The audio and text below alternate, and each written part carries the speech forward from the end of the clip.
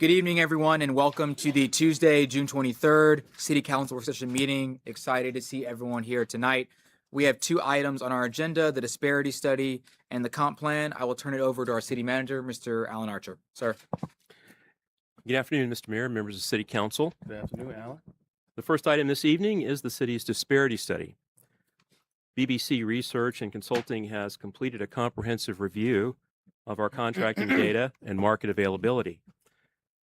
Their analysis confirms that while the city has strong procurement practices in place, there are still meaningful gaps in participation for small minority and women-owned businesses. The recommendations before you give us a clear, actionable path to strengthen access, modernize elements of our procurement approach, and support broader business participation in Newport News. At this time, I will turn over the presentation to our Director of Finance, Sheila White, who will walk you through the study's findings and the recommended next steps. Thank you, Sheila.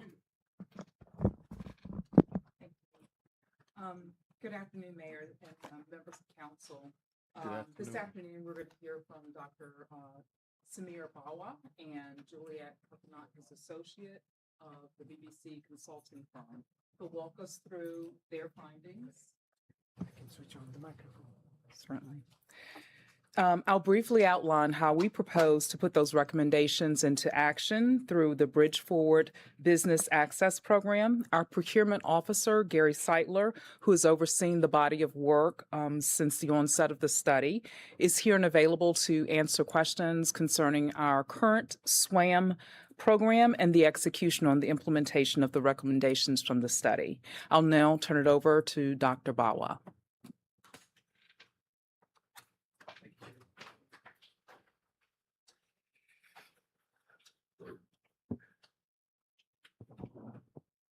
Thank you, everyone. I want to start actually by thanking Gary and his team. We've been working with purchasing for the last over a year now in getting the study together. It is not an easy lift for purchasing divisions to get us all the data we need and to walk us through it. So thank you for all your help. I think it's a big piece of why we were able to conduct the study successfully. So as part of the 2026 Newport News Disparity Study, really what we were after was to understand outcomes for businesses owned by people of color, women, and service-disabled veterans as part of the city's contracting and procurement. In the presentation today, I'm going to focus on results for minority and women-owned businesses. We have lots of details about outcomes for SDVs as well, or SDV-owned businesses in the report, but I just want to focus our time on some of the key results for those other business groups. So we conducted a lot of quantitative and qualitative analyses as part of the study, but really at its core, we were interested in three metrics. participation, availability, and any resulting disparities. So participation is essentially what is the percentage of the city's contract and procurement dollars that actually went to minority and woman-owned businesses during a 5-year study period. We compare that to availability. So what would we expect the city to award to those businesses based on the existence of minority and woman-owned businesses in the marketplace and their specific characteristics? And then whether any disparities exist between those measures. Are there any indications that minority and woman-owned businesses are being underutilized on city work relative to their availability for that work? And I'm going to unpack all those terms a bit more as the presentation goes on. So our analyses were based on data that we collected directly from the city on contracts and procurements that it awarded between July 1st, 2019 through June 30th, 2024. So that amounted to a little over $814 million of contracting in the areas of construction, professional services, goods and supplies, and non-professional services. And that served as the basis of all of our disparity study results, or at least the core results that came out of the participation, availability, and disparity analyses. So I want to start just by jumping in and looking at results for our participation analysis. Again, we just asked the basic question, how much of the city's contracting and procurement dollars during our study period went to minority and woman-owned businesses, regardless of whether they were certified with any organization as either minority or woman-owned. So what our analyses showed was that over that 5-year study period, 3.4% of the city's dollars went to white woman-owned businesses, and an additional 1.8% of those dollars went to minority-owned businesses. This is a good time to point out that we keep those groups exclusive. So when we talk about minority-owned businesses, we include businesses owned by minority men and minority women according to their corresponding racial and ethnic groups. So then anytime I talk about woman-owned businesses, I'm talking specifically about businesses owned by white women. So in terms of minorities, when you look at that 1.8%, we break that down by individual racial ethnic groups. So Black American-owned businesses, for example, account for 1% of the total dollars that went to minority-owned businesses, that 1.8% figure, followed by Hispanic-owned businesses at 0.5%, and then Asian Pacific-owned businesses at 0.2%. Now, of course, knowing the dollars that actually went to minority and woman-owned businesses during the study period is useful on its own, but it becomes even more instructive when it comes to program and policy decisions when you can compare it against some benchmark of what you would expect those businesses to receive. And that's the primary objective of what's called the availability analysis.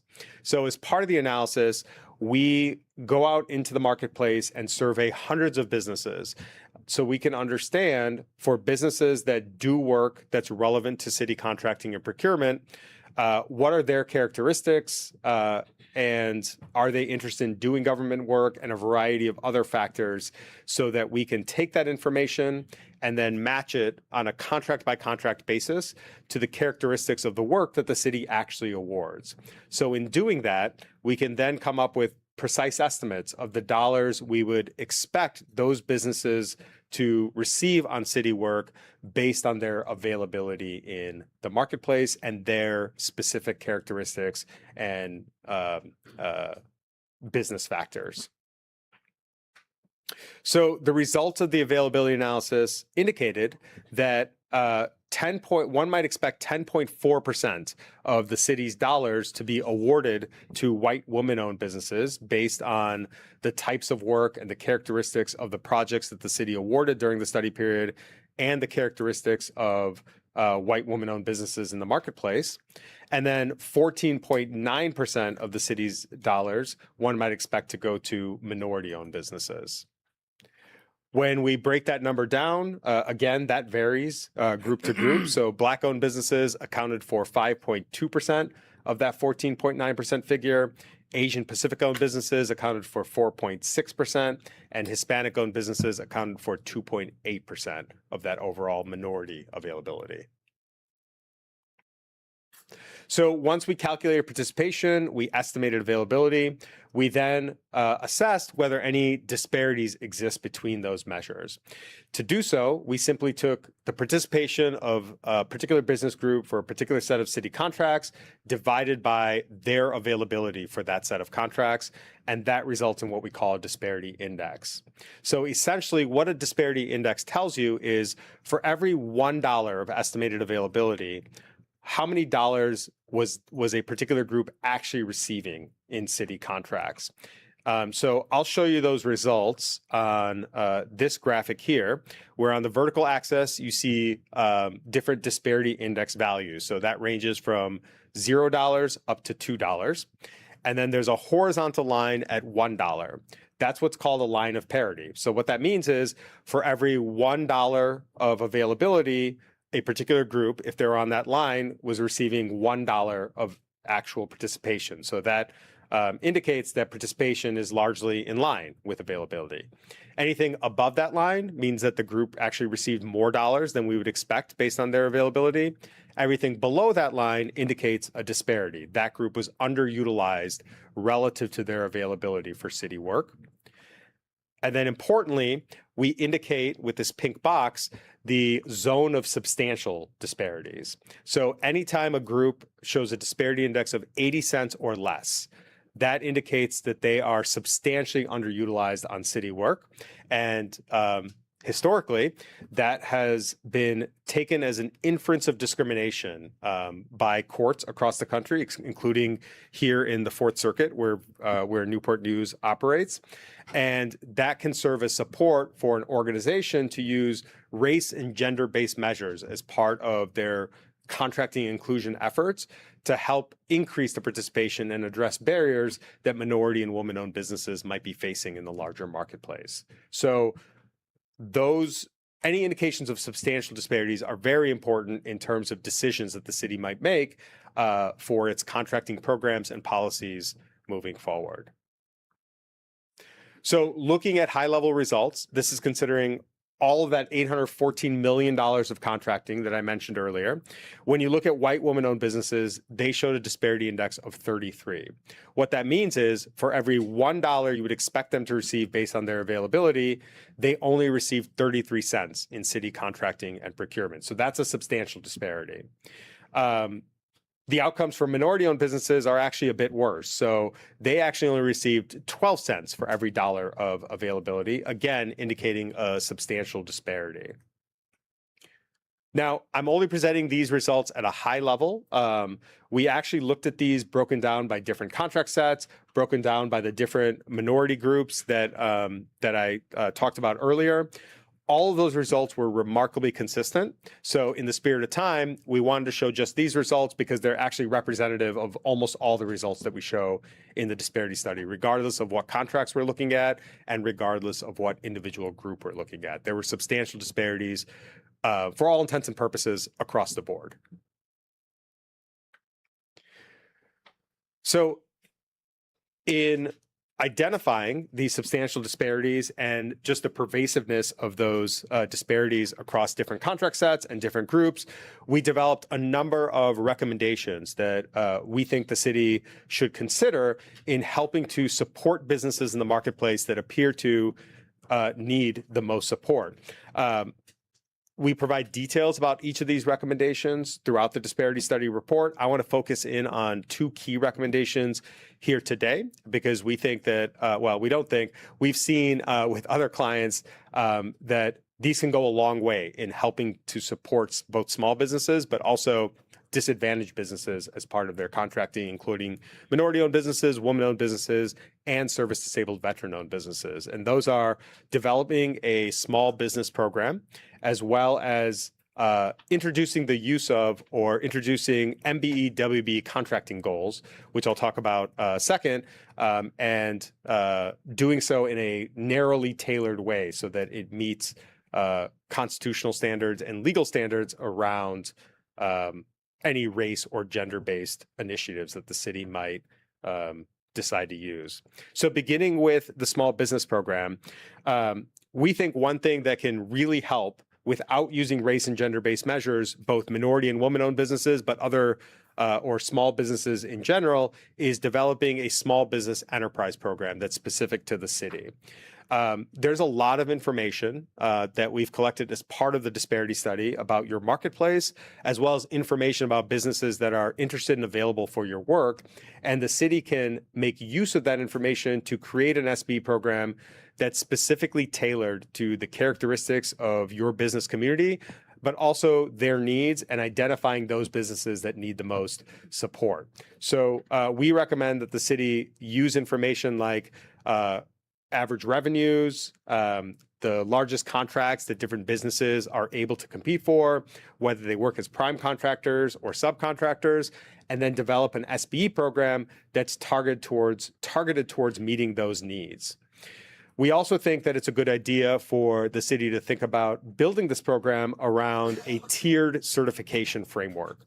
So rather than thinking about all small businesses as one group and using a one-size-fits-all approach to different sized small businesses, we have seen the effectiveness and strongly suggest the city consider multiple tiers of small businesses so that you can meet them where they are and tailor various measures to the varying needs of those small business tiers. So you can imagine having a micro business tier for businesses that make up to $3 million a year, having a medium small business tier that covers businesses from $3 million up to $10 million, and then a tier for other small businesses that, according to SBA standards, could go from $10 million all the way up to $45 million, depending on their line of work.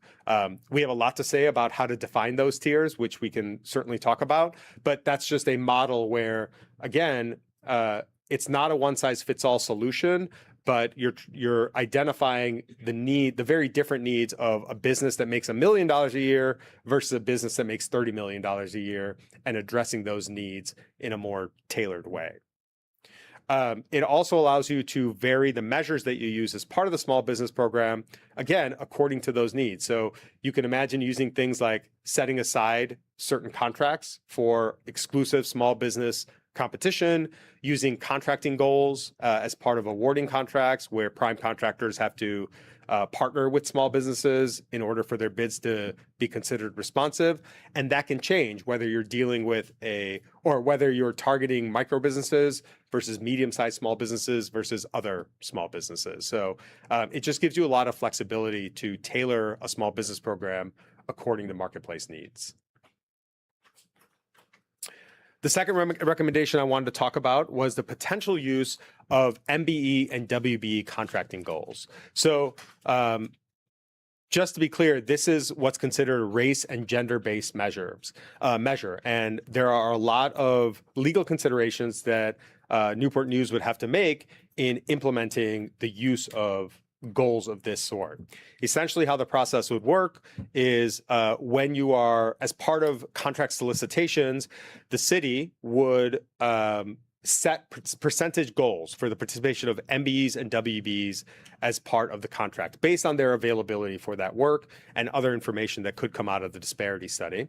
And then prime contractors would have to meet those goals either because they're MBEs, WBEs themselves, by making subcontract commitments to certified MBEs or WBEs, or by showing meaningful and genuine good faith efforts that they tried to meet the goal and explain why they failed to do so. This is used by lots of organizations across the country, including your neighbors in Virginia Beach. It shows great effect in conjunction with other program measures in increasing the participation of minority and woman-owned businesses, and especially when you're using other measures as well, helping to sustainably address barriers that those businesses might face in the larger marketplace. But again, there's also a lot of legal considerations and these days political considerations that are wrapped up in the use of these goals, and we're happy to talk about those as well. Yeah, of course. Just one question. Didn't this get kicked down in Chicago? I thought a federal judge struck something like this down in Chicago within the last 90 days. Or was that set aside contracts? I am actually not aware of that case. I'm not aware of goals program being shut down, although they occasionally do. Usually it's because of an implementation issue rather than on their face, they're unconstitutional. Thank you.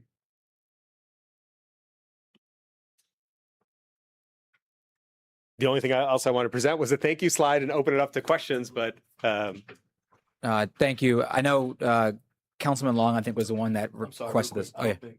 Oh, oh, I'm sorry, Sheila. no problem. All right, thank you, Dr. Yeah, thank you, Dr. Vawa. With the findings in front of us, I want to briefly cover how we plan to administer, how the administration plans to proceed with the recommendations.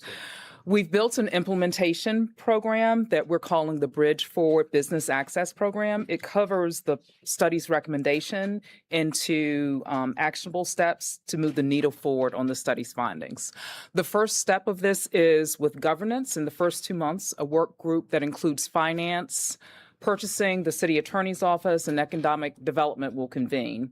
That group will set program policies, define the roles through a RACI matrix, and stand up a dashboard so that progress is both visible and accountable. From there, the recommendations will roll out in a sequence over the next 12 months. Early actions in the first 6 months focus on establishing the contracting program and goals, setting aspirational goals, beginning with the self-certification data collection. Our mid-range actions in months 4 through 9 are going to include unbundling the large contracts to open more opportunities and setting subcontracting goals. Our later actions in our months 6 through 12 bring online a tiered small business program that Dr. Bawa talked about, a mentor-protege program, and staffing and software needs that we'll identify that will be needed to sustain this work. Several efforts, including our vendor outreach and prompt payment, those are ongoing. They've already begun, and we will continue to do those. I want to emphasize to you, though, as you look at those target dates, that those timelines are really just that, they're targets, and we will need to adjust those targets as we work through the legal review, funding, and other operational considerations. To move forward, we will be asking the council to take the following future actions.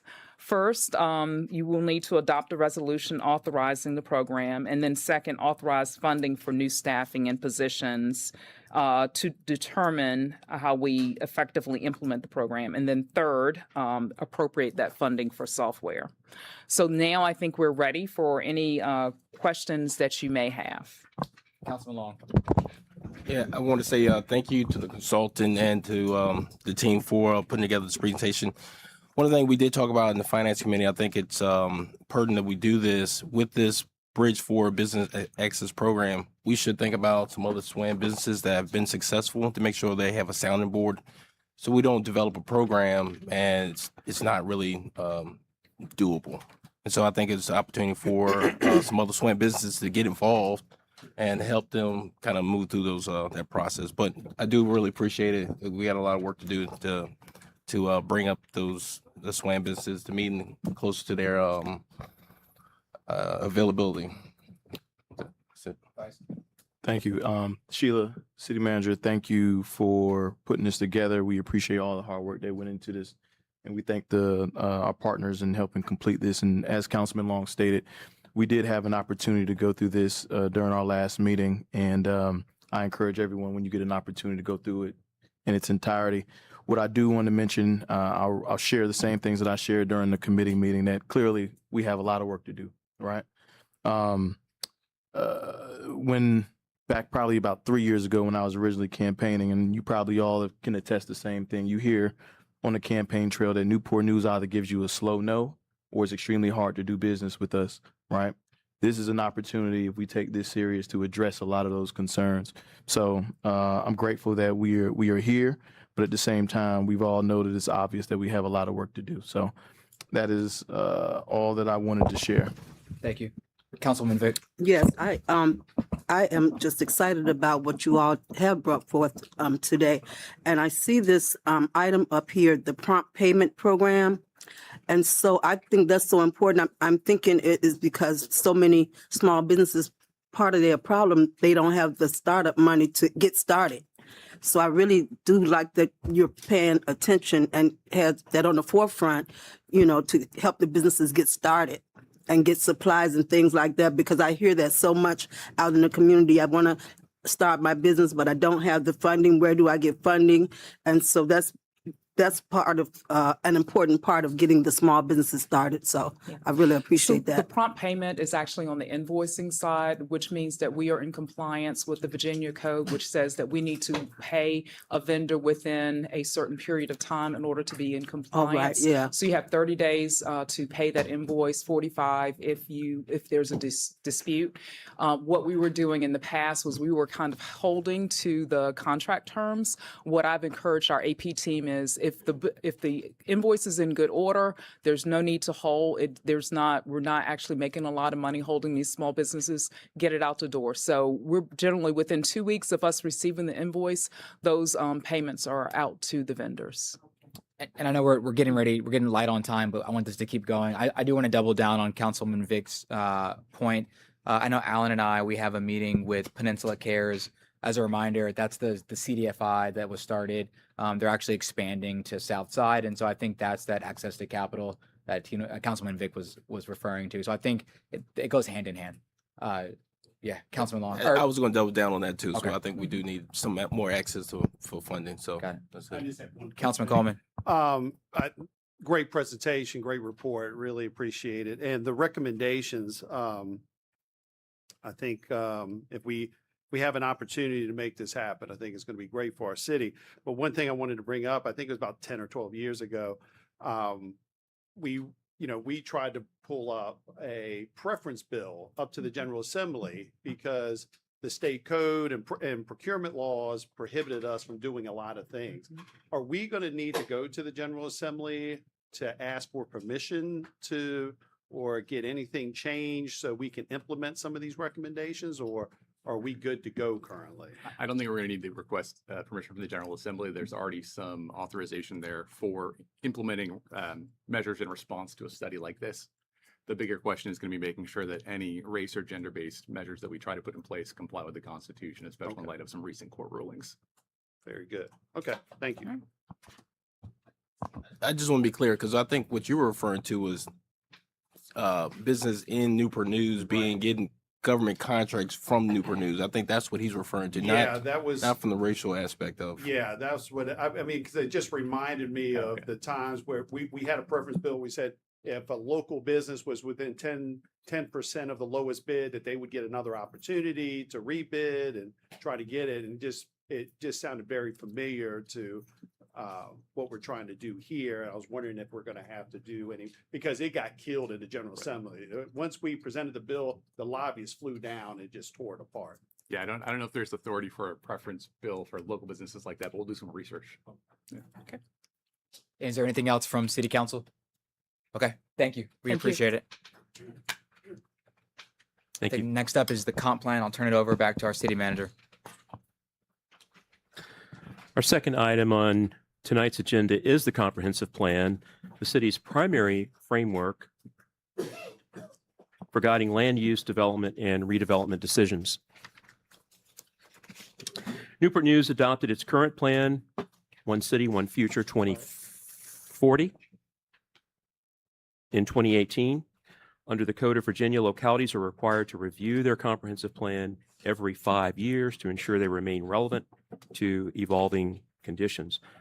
Following that mandated review, the Department of Planning determined that the plan required updates to reflect our city's growth patterns, infrastructure needs, and community priorities.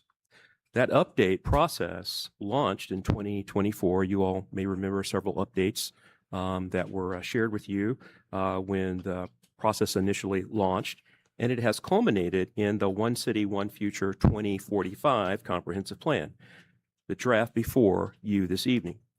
I'll now turn it over to Regina Jensen of the Department of Planning to walk us through the plan's key elements and proposed direction. Thank you, Alan. Good evening, Mr. Mayor, everyone. It's good to see you.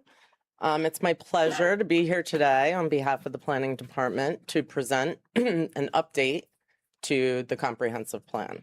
So as Alan mentioned, in 2018, City Council adopted the 2040 Comprehensive Plan as a general guide for future development in Newport News, and that further, the Code of Virginia, excuse me, requires localities review their comprehensive plan every 5 years. In the years since the comprehensive plan was adopted, there have been changes to both existing conditions, changes in best practices, changes in regulations, technology, and how people consume information. As such, in 2024, the city decided to update the plan. This update, the One City, One Future 2045 Comprehensive Plan, also provides us with an opportunity to streamline, refresh the 2018 document to reflect the priorities of our citizens today. So the process is cyclical. It begins with plan initiation, where staff reviews and determines if updates are needed to the comprehensive plan, as per the Code of Virginia. And then once we determine to make that update, we gather the data and do the analysis that's part of that. This includes the citizen input, so huge community involvement component that I'll discuss in a little bit. We then prepare the plan, update the drafts, review, revise, recommend, and bring it to you. Hopefully adopt to implement the actions that we've identified in the plan. It is a living document. I'm going to emphasize that. It is publicly available. As we speak, it's publicly available at every library in the city and online, and it's amendable. So in 5 years, we will go back through the cycle again. So I talked about that public outreach component. Public outreach was extensive and continuous throughout the updated process. Questions from our 2018 survey were used for the 2024 survey so that we could measure citizens' input between the two, see how perspectives have changed over time. And we found that most of what was in the 2040 plan and the priorities that were identified by the citizens of Newport News stand today. They still want those things for the future of Newport News. We had, 28 meetings to include various businesses, residents, nonprofit organizations, and other external stakeholders, including Riverside Health, Thrive, Virginia Peninsula Association of Realtors. There were also 21 interdepartmental meetings, 12 public workshops, and 3 open houses to present the draft plan. The vision from 2040 remains unchanged. And since you all have a beautiful, shiny new copy, you can check out the vision and I'll save myself the time by reading it. In terms of themes, the themes have also remained largely unchanged. Citizens and stakeholders reviewed these themes early in the process when we originally went out and found them applicable and still relevant for the future. And they are a prosperous and resilient city, a healthy and safe city, a sustainable city, a city that celebrates uniqueness, an accessible city, and a city that balances good places and new spaces. Now, in terms of the actual plan content, the plan content follows the themes, which is similar to the old one. But I wanted to show you an example of how we incorporate and sort of mesh all these things together. So you'll see here there's the prosperous and resilient city theme. This will reoccur, this theme, in each of these chapters. So in the city profile chapter, it focuses largely on data, existing conditions, but there's also a what we heard section, and that's where we incorporate our community outreach. And then we also have the what it all means section. So in this case, we have household types. It shows you that non-family households are increasing, and 74% of our residents or citizens indicated employment opportunities are their reason to live here. So what we heard and what it all means, we need to provide diverse industries for jobs. That then carries over to the dream, which identifies our goals and objectives. So to grow and diversify our economy for long-term resilience, attract new and innovative industries, which then rolls into future land use. So the priorities and strategies are under the future land use. And finally, the implementation chapter gives you the actual actions. What can we do to fulfill these goals and objectives that are part of the community's vision? Two of the maps that we updated during this update process include the future land use map and the future transportation map. These maps are intentionally broad in nature. The future land use map is a long-range vision reflective of the community. So it does not regulate parcels or property, but rather guides future decisions regarding capital investments, rezoning requests, growth management, infrastructure planning. For this plan, the 2045, we evaluated land use designations for offices and places of worship, which wasn't done previously, to afford opportunities for higher density development of residential, while still preserving the existing zoning and property owner rights. We also revised our planning opportunity areas. They're the little circles up there, if you can see them, they're kind of light, to reflect planning efforts that have been completed to date on our previous opportunity areas, such as the Denby-Warwick plan was in the previous comprehensive plan, and identify further ones over the next 20 years. The future transportation map basically maps out all of our future potential transportation investments, whether they're programmed in the CIP or not. They were identified by stakeholders, identified by the public. They might be in previous plans, such as bicycle lanes and bicycle routes or roadway infrastructure projects and bus rapid transit. So on the very first slide, you may remember I mentioned we update the comprehensive plan for a number of reasons. And one of those reasons, what happened?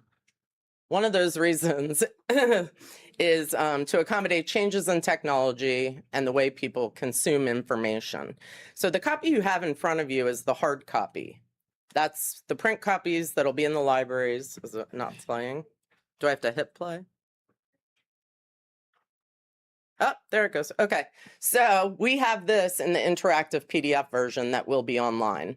It's a how to read the plan, and it'll show you at the bottom each of the chapters in little buttons, along with a table of contents, a back arrow, a forward arrow, previous page. And then the idea is that each of those chapters is selectable. And as well, each section or chapter has in this chapter, and each of those are selectable by the user, as there are links also to external documents and websites within the content. So I'm going to take you for a little cruise here, show you what the table of contents looks like. You'll see by chapter and then where those divisions happen, and you can click to get to a specific theme by chapter. Whee!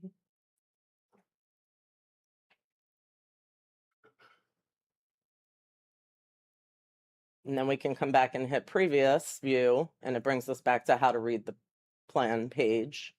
Click chapter 1, introduction. Maybe we want to know why we have to have a comprehensive plan. So let's click on that. No, go back. Come on. There you go. So the Code of Virginia mandates that we prepare and adopt one. Do I believe that as a member of the public? Maybe, maybe not. Maybe I want to click on this link and see if that's really true or not.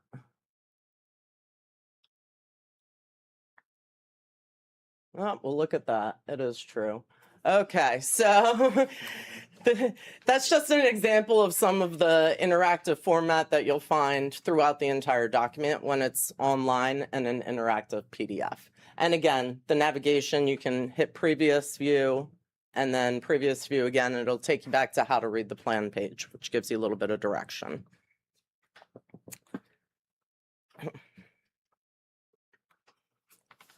So moving forward, we've got the City Council public hearing scheduled for July 14th, tentatively. Once all comments have been collected from the public and from everyone else, we are confident in both layout and design and content. Will initiate the final plan production, and it'll be available in both print copy and the interactive PDF that'll be digitally available online. So with that, I thank you for your time, and if you have any questions.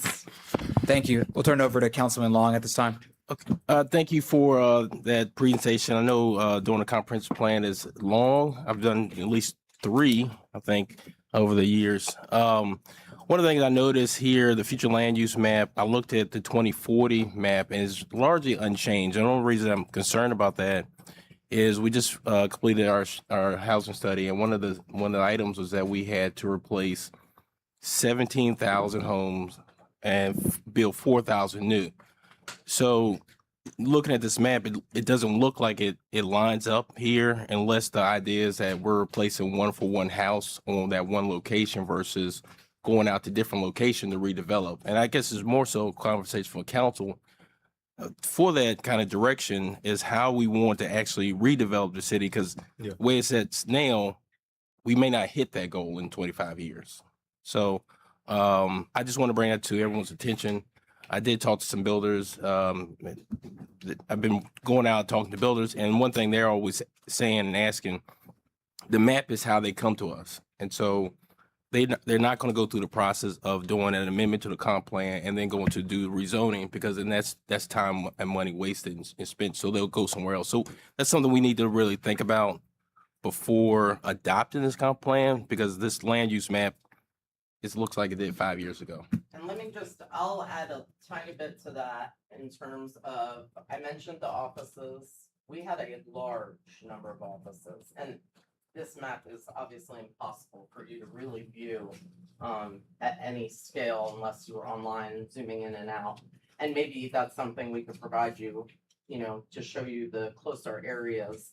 But most of those offices, we are recommending residential. Medium density. We have a developer right now that's looking forward to adoption because what was office space will now become medium residential.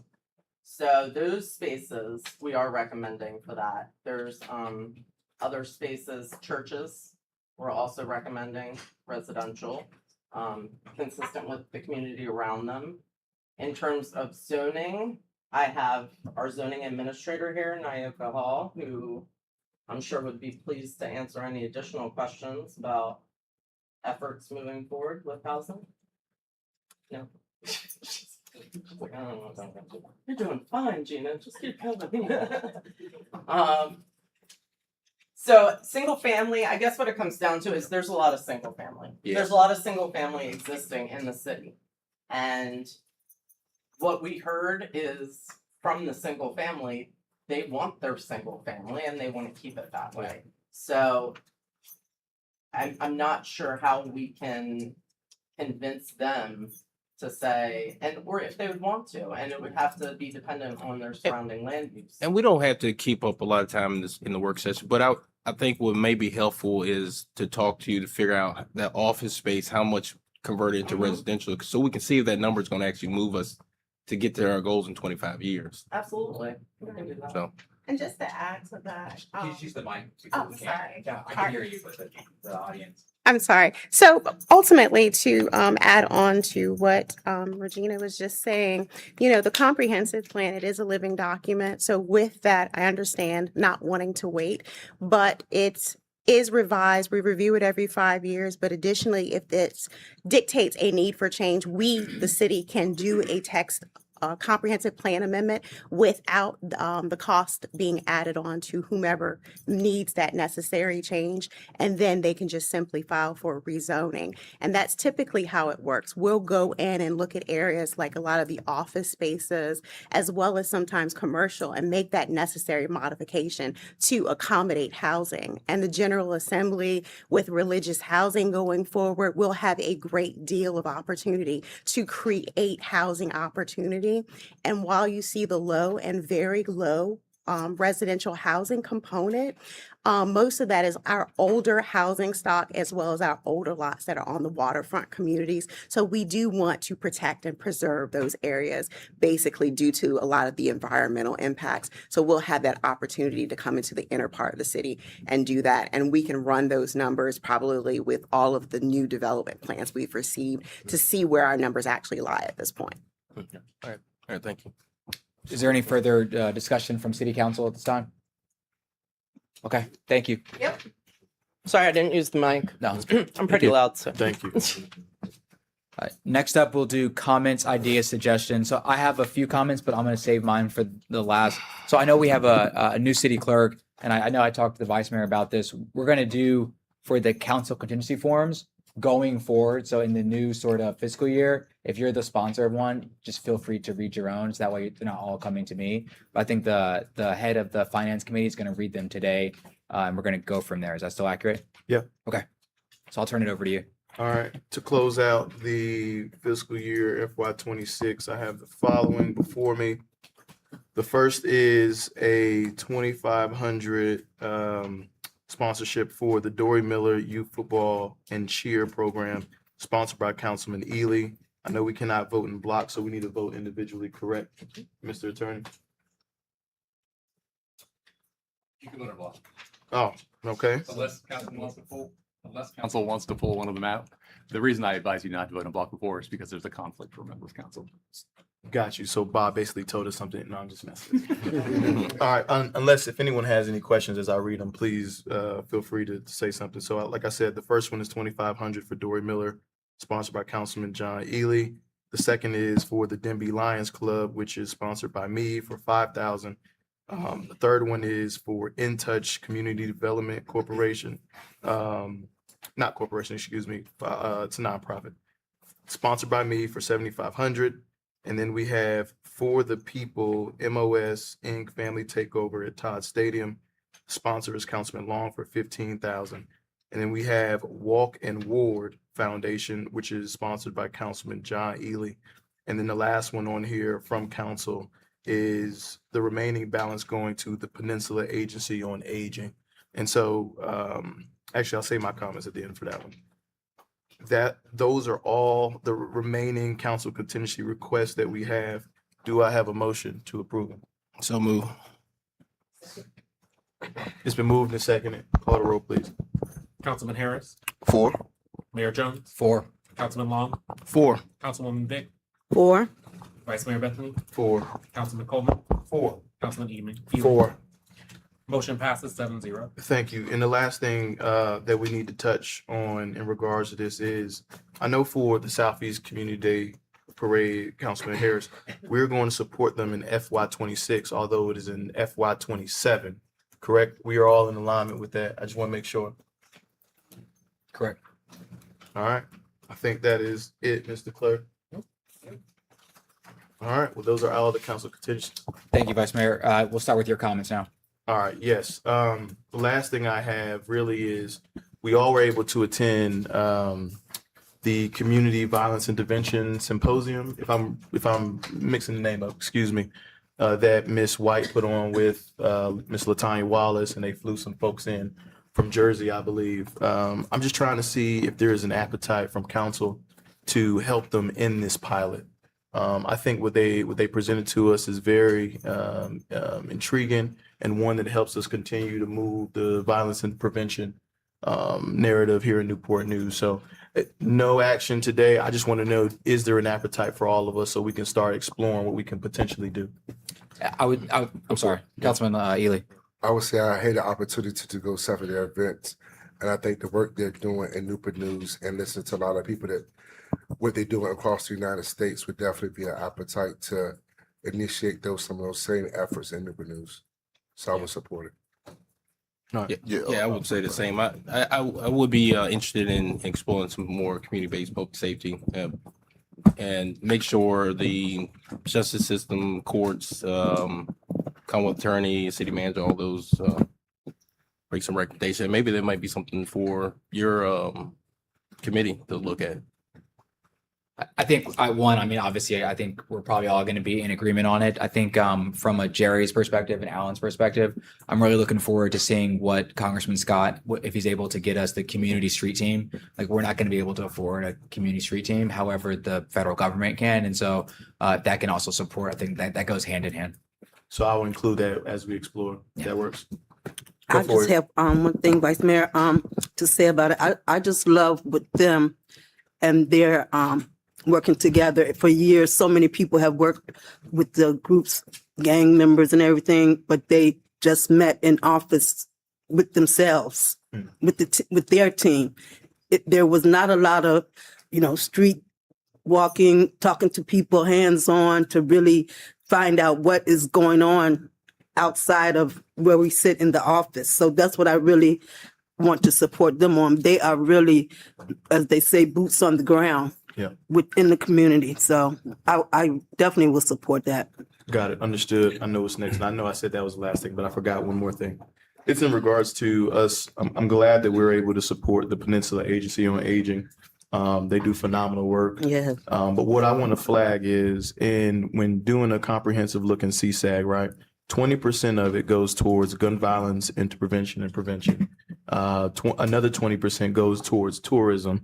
Another 20% goes towards youth programming, right? And then we do 1.8% for our senior citizens in that.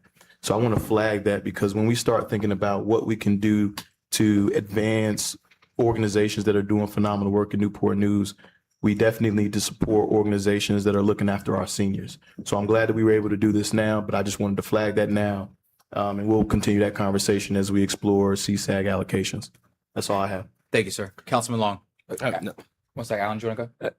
Just one comment with regard to the opportunities that are before us to ensure we're working appropriately with community-based organizations. I heard several very good recommendations about directions and pathways that we can connect to the work that we're already performing.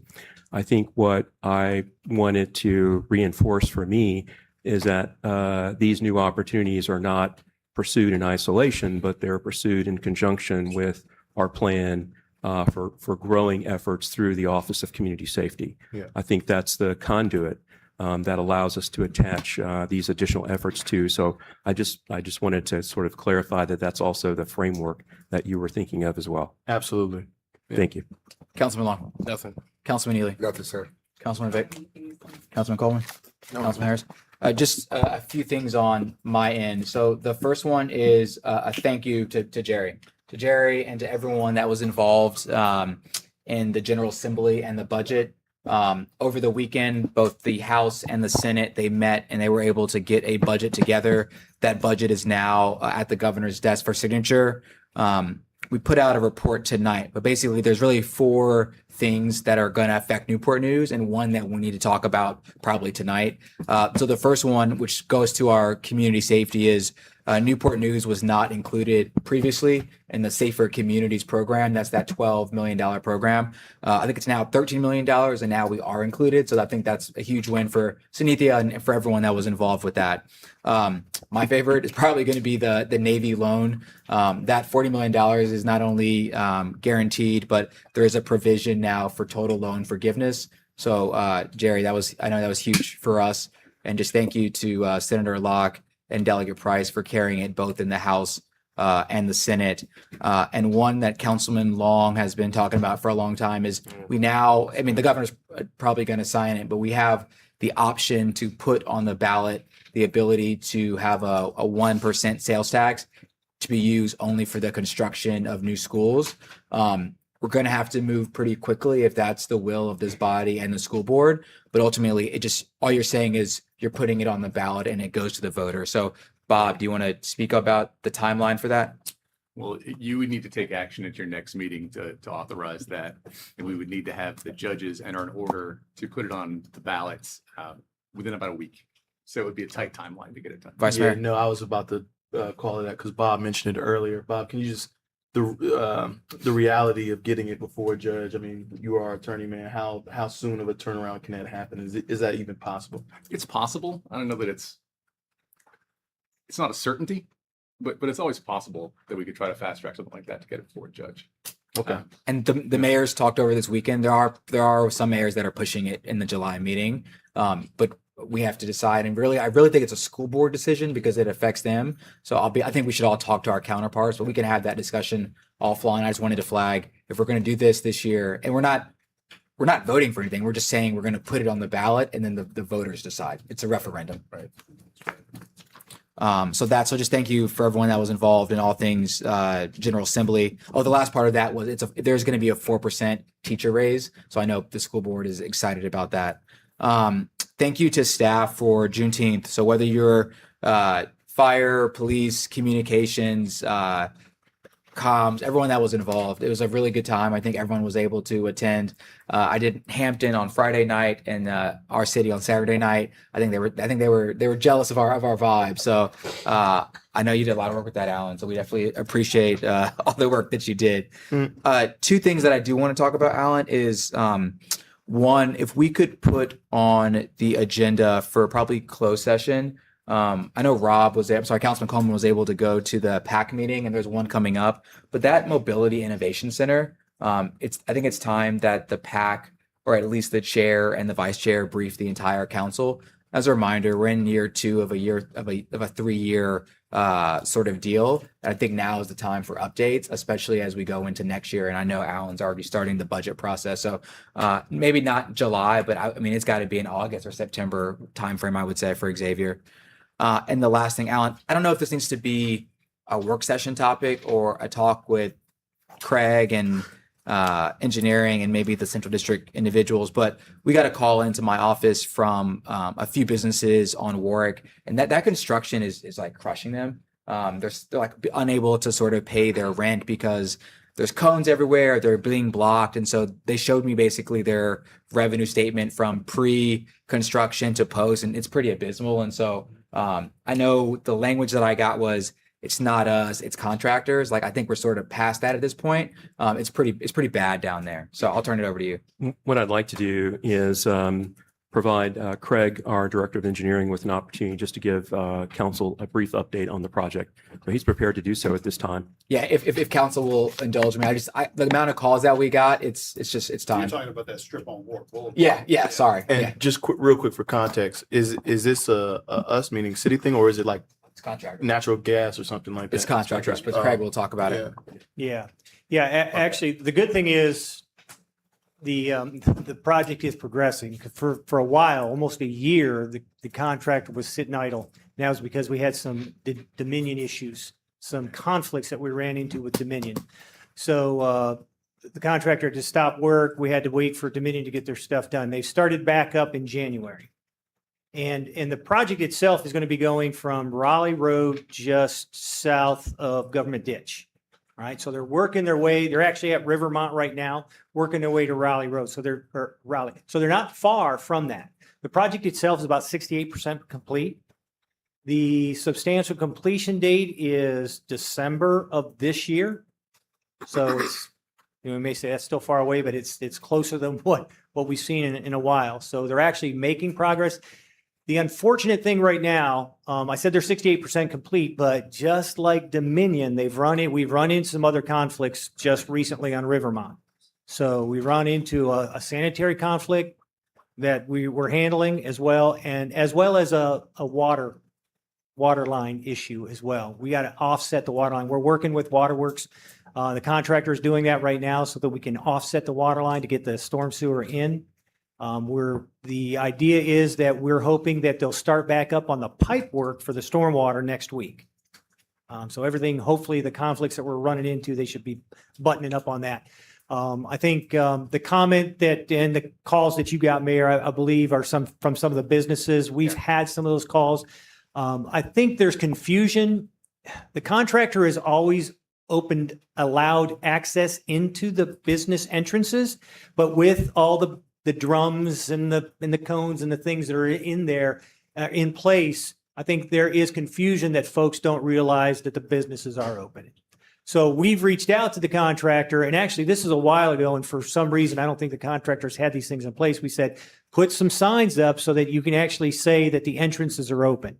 So we know that there are two signs. I believe G.I. Jane is one of the places that called up. There is a sign that is actually in front of the entrance there that says the entrance is open for folks to turn into. I know there's another one, I believe, in the tire, right in the tire shop that's there as well.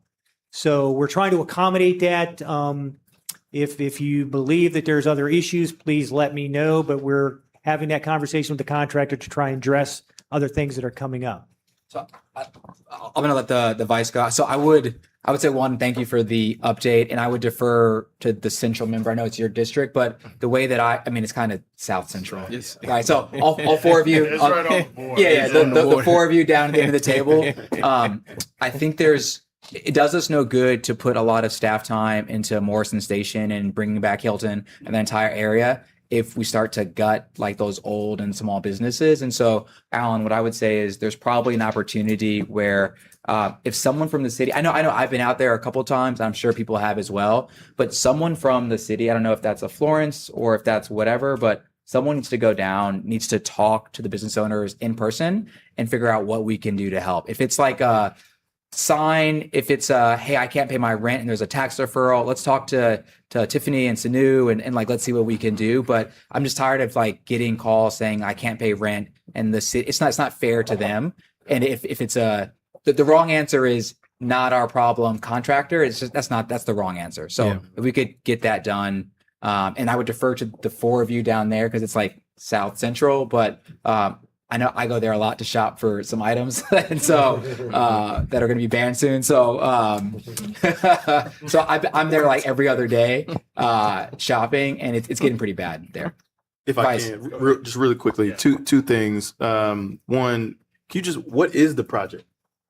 It's a stormwater project. Actually, a new stormwater pipe is going in. We're upgrading it and increasing the capacity, and it outfalls into government ditch. Okay, got you. And then the second piece is I just clearly totally up to y'all too, and the ones in the South, if y'all do during your town hall meetings that you have, maybe that's an opportunity of what the mayor was speaking to invite them. Oh, there. we've talked about it. Okay, no, I defer to y'all. Yes. Yeah, go for it. Yeah, the only thing like short term, very short term, and I think this would, just make people feel better. If you drive through there now, like it has not been landscaped at all. Probably in a year, like the grass, like in the medians is like up to your waist. Is there any way, Alan, that we could just get some landscaping done in between all of the traffic? Well, if you're talking within the construction site itself in the area, we can definitely tell the contractor get on it. Yeah. Absolutely. Because that site is now a construction site. It's theirs. You don't really want to start interfering with their work, but yeah, we can definitely have the contractor take. Okay. So now is that 7-Eleven still being used for layup? Because I thought that was also a different project that was taking place. No layup that I'm aware of. There was some conflict there with their water. I think with some piping and stuff that they had in the right of way that we had to move. But so can I'm not aware of any. The 7-Eleven I'm referring to is right by Cedar. It's Cedar Road. Cedar and Ward. Yeah, that's 7-Eleven. That's the laydown. That one. Yeah, that one. And that one is not. That has nothing to do with our projects, though. Our project down on if we're talking about Warwick Boulevard, the drainage project. Yeah, that's further down, but it's all kind of lumped together. That whole area is. Yeah, what's going on in that area is a separate project. I believe is the septic system. We've got a new force main that's going in to remove the septic systems that are in some of the homes in that area. About 13 of those. Complaints about that 7-Eleven at Cedar and Ward than I do about the construction project at Raleigh. Yeah. Because I mean, people who are turning down Cedar to go home, that is what they see every day. Yeah, if I'm not mistaken, I have to verify, but I thought that was a natural gas laydown. It's for natural gas. It's a natural gas laydown. Not a city project, but Virginia Natural Gas that are utilizing that. But if we can get an estimated date of completion on that, because people are just, it is an eyesore. Yeah.